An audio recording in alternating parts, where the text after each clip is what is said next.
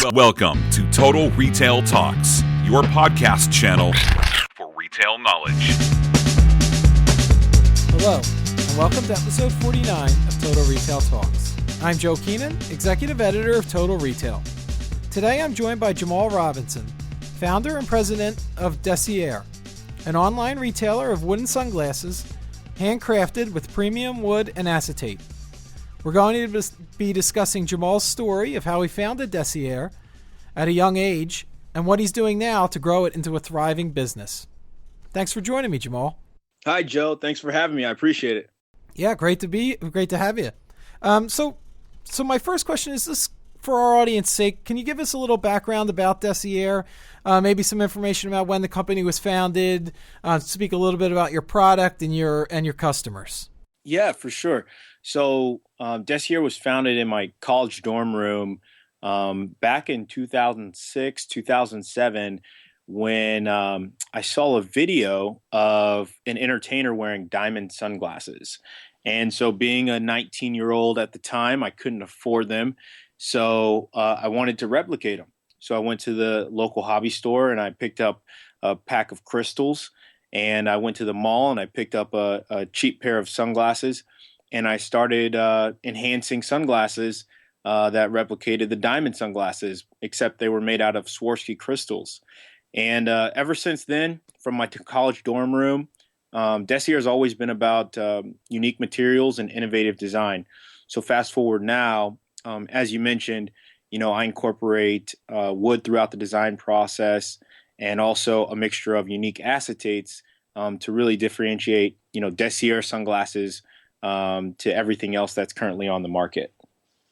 Yeah, I'm really interested in that, sort of the early days of the company. It's a really unique story. You mentioned that you started it at your college dorm room, probably didn't have any money. No.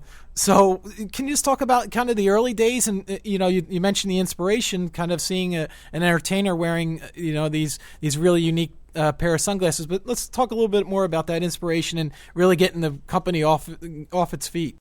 Yeah, so, I didn't have any money, but I'm originally from Fort Wayne, Indiana, played soccer my whole life, had the opportunity to get a college scholarship. And so I went down to play soccer at the University of Central Florida, which is in Orlando.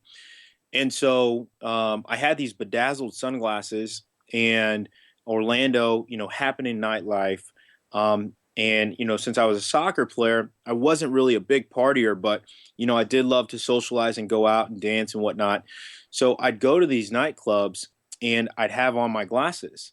And so, I'd have a cranberry and Sprite that would look like a cocktail. Of course, I was still underage, but I was able to get into the nightclub and I would network. And so I would do that. And then people would take the glasses off my face and they'd take pictures with them. And then when concerts would come to town or come to the local nightclubs, I would try to get to meet the artists. And so I did that. And throughout my school when I was in Orlando, then coming home to Fort Wayne, I continued to do that. Sometimes I'd get backstage, sometimes I wouldn't. But one time I happened to get backstage and an artist by the name of Soulja Boy liked my sunglasses. And that's really what pushed me over the edge to give me the confidence to say, hey, this is a good idea. The designs are something people like. And so I'm going to continue on with it. So that was really the foundation of, from idea from my college dorm room to, pushing me over the edge and giving me the confidence to continue to build DESIAR to the brand it is today. Yeah, it sounds like you're almost doing, social media on a grassroots level, but even in person, like without the digital, you're kind of promoting the brand, getting out and getting this word of mouth started about the sunglasses in these nightclubs and places down in Orlando. Yeah, that was exactly it. I was a hustler, and I didn't take no for an answer. And, I'd go to some concerts and again, they'd say no, but I knew if I could get celebrities and influencers to wear the product, then that would give me a story to tell, normal customers to say, hey, you wanted to look like this celebrity, they're wearing these glasses, you should wear them too. And so that's how I kind of bootstrapped the business by promoting it. Hey, these are the glasses the celebrities wear, and I may have to give a pair or two away, but then, I could go off and make custom sunglasses for everyday customers, and that would bring in a little bit of revenue to keep me going. Yeah, I'm interested in that kind of influencer angle around the celebrities. I saw in the press release some celebrities currently wear your sunglasses. How did you kind of get that product in front of them, and then once you do know that they're wearing it, how do you kind of promote that to everywhere, to other consumers, that hey, so and so's wearing these sunglasses, maybe you want to give them a try? So, again, starting out with really zero money, and just creatively thinking, I just wanted to tell the story. And I knew that getting, no matter if it was a celebrity or an influencer, whatever the case may be, they had more eyes on them than I had, being a small business. So the key thing with me back then, and what has been successful up until this day, is relationships. I didn't exploit that certain individuals or entertainers were wearing the glasses. If they liked the product, then that was cool. That's really what I loved. And if they liked the product, I knew that, maybe they would talk about it. And so, from the start till now, it's really been about relationships. And I think that's what's really helped me establish and keep those relationships with influencers or with marketers, with athletes, whomever it may be, and the everyday customer now. Like, I really focus, building a multinational business, one customer at a time. And I do that by really focusing on the relationships. So I think that's been a really key success factor, from designing in my college dorm room to, now selling the product all over the world. Yeah, and DESIAR competes now in a category that's really dominated by some larger brands. Obviously, probably have a lot more marketing budget to spend, and just a lot more resources. So, what's sort of your strategy? Kind of looking at the present day environment that DESIAR operates in, to compete with those, the big boys in the category. So I love the saying, competition breeds excellence, and so. Yeah, the industry is dominated by 5 major multinational companies. One in particular, Luxottica, which some of your listeners might have seen on 60 Minutes. But one thing that I really focus on is the innovative materials and the design. So an example of what we're doing now is, I live in the great state of Indiana. That's the birthplace of DESIAR. But, throughout our 200-year history, we've never had any company manufacture eyewear. We've had great companies established here, Vera Bradley, Matilda Jane, Cinda B, which is another handbag company.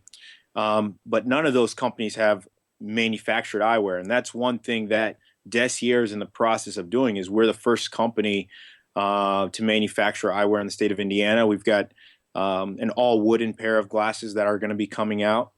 So that's one way that I differentiate ourselves versus our competitors.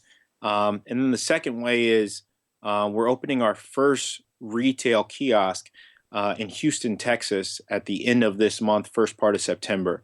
And so, we're looking at vertically integrating our process and our company as well, from the manufacturing aspect to the retail distribution aspect. And so I'm learning, all the time, but especially in studying my competitors and how they're successful. We really want to control the whole process.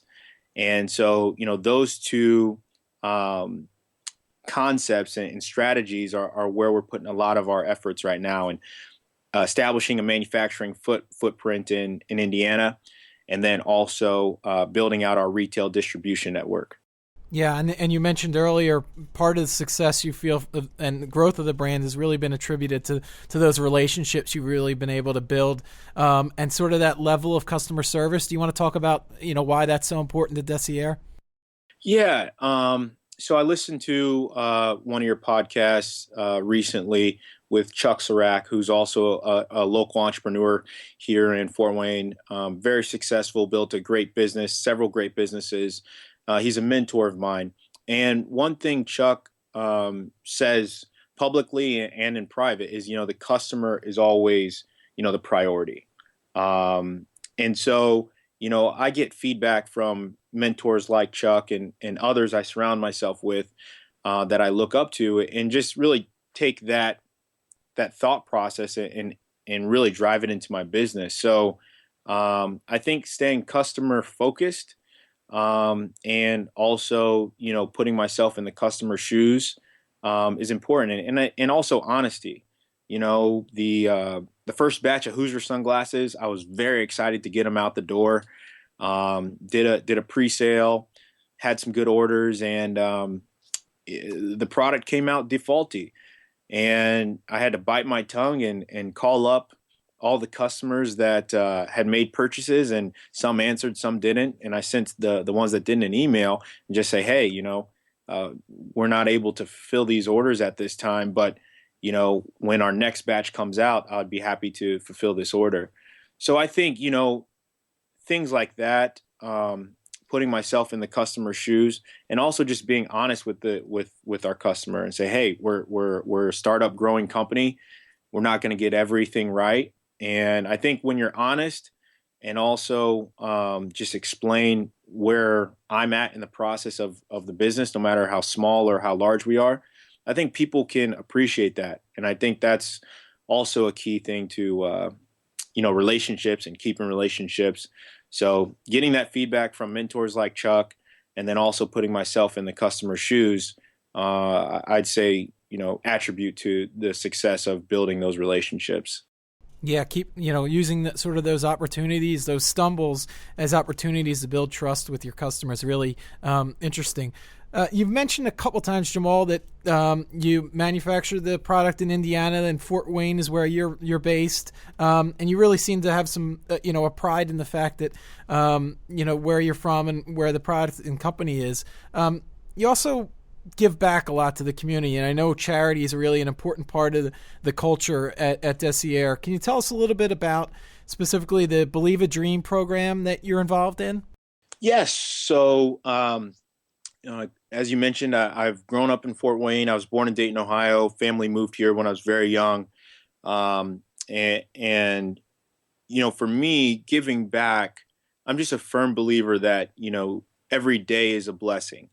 And so while we're here, I think it's important that the work we do, the work I do professionally, is something I value very high, but I also value at a higher level the opportunity to teach and share the knowledge that has been poured into me back into somebody else. And so I graduated high school in 2006, 10 years ago. And 2007, I started going back to my high school and just sharing what my dream was. And that led to starting a nonprofit called Believe in a Dream, where, we focused on middle and high school age individuals in three core areas that I was passionate about, which was business education by way of entrepreneurship, mathematics and sciences, and the performing arts. And I felt if, while I'm building kind of naively, or while I'm building my for-profit business, I could also build a nonprofit organization that gives back in the community. And, thankfully, I've been able to surround myself with a great group of board members and community supporters that have, taken that vision way beyond I could have by myself or initially thought. But, that I just feel that it's so important that, life is, I don't take it for granted. And I think if someone's taken the time to pour into me, then I should do, double the effort to pour into others. And hopefully that's, what I feel changes the world. You don't change the world 7 billion people at a time, but I believe you change the world one person at a time. And that's really the core of how I live my life. Yeah, and that Believe a Dream is sort of illustrates that, and it's really something you should be proud of. I appreciate that. Yeah, and then my final question, Jamal, is just, can you we have an audience of retailers, and just curious if you have any advice for other entrepreneurs, people that may be in a position like you were, that are looking to start their own, maybe branch out, start their own retail business. Yeah, the key thing for me, looking back at my experience, is one, I knew the industry very well, the eyewear industry. To the best of my ability, I studied it, watched videos. So I really understood the retail environment. And that's what's given me the confidence to, again, open our first kiosk operation in Houston with a goal of 10 over the next 2 years. And that's just understanding, the industry and understanding the marketplace. So the first suggestion I would say is, if you're in a startup business and you're looking to go to retail, understand the industry. I've also taken the time to really speak to other retailers, meaning cold calls. It may seem pretty mundane in this day and age of digital, everything digital, but people still do appreciate calling and soliciting business. And you may get a lot of no's, but during those no's, you start to hear either great things about your product or feedback from your product. And also, when you get the yes, then you can form a relationship, a retail relationship. So I've never taken no as an answer. I always consider it a maybe. But all of the no's that I've received in my life, those have all taught me lessons, ways that I can sell my product better, ways that I can improve my product, and ways that I could distribute my product in a different capacity. And all of those things, again, since my college dorm room up until now, have given me the confidence to pull the trigger on my first retail operation. So I think it's understanding your market, understanding your industry, and then putting yourself out there. And I didn't start off first with a retail location. I went through stores, small and large. And then once I understood that environment to the best of my ability, I feel the confidence that we can go out and make our own mark in the retail world. Some really valuable advice there for our audience. I think a lot of us can learn from. So we're just about out of time. So I want to thank Jamal Robinson of DESIAR for his time. Please check out our podcast channel page, mytotalretail.com, podcasts for show notes. Total Retail Talks is available on iTunes and Stitcher. Make sure to subscribe on our podcast channel page as well. Lastly, please follow us on Twitter at MyTotalRetail or on Facebook at facebook.com/MyTotalRetail. Thanks, and I look forward to you joining us on the next episode of Total Retail Talks.